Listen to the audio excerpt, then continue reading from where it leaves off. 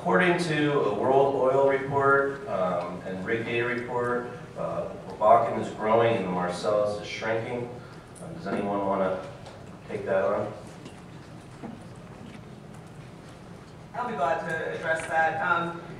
You know, rig count is dynamic. Rigs are mobile. It's not the brick and mortar facility that we grew up with here in Pennsylvania that, you know, we worked one of 3 shifts and that plant was there for decades.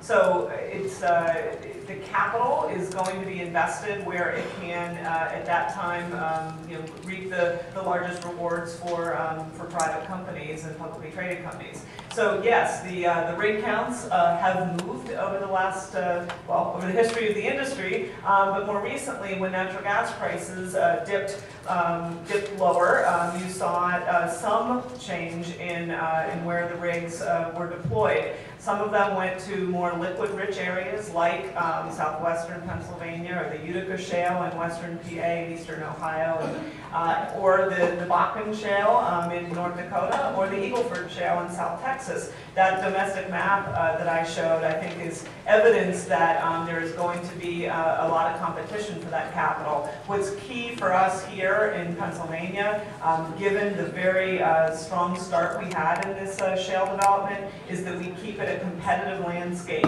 for capital investment. That means that our regulations have to be protective but not punitive. It means that the laws that we put in place have to be recognize that that this is an industry that can make choices as to where to deploy that capital. And I think we also have to deal with an issue that many of you in the room, I'm sure, have dealt with, is you know, the appropriate role of local governments vis-a-vis state governments. So that we don't have in place such a patchwork of requirements that it becomes impossible or next to impossible to deploy that capital. So those things together, I think, you know, answer the question.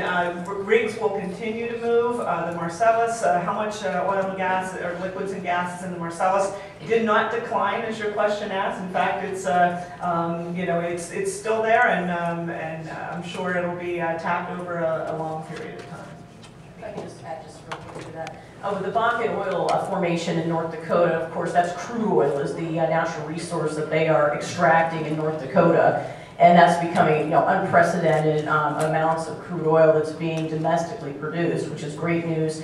With the Marcellus Shale, just as Katie had said, which is absolutely correct, while the rig counts may be slowing down a little bit for all the reasons she mentioned, the rigs that are producing at unprecedented levels. I mean, these wells that have been drilled and are producing in Pennsylvania are producing extremely well. So I just wanted to add that as well.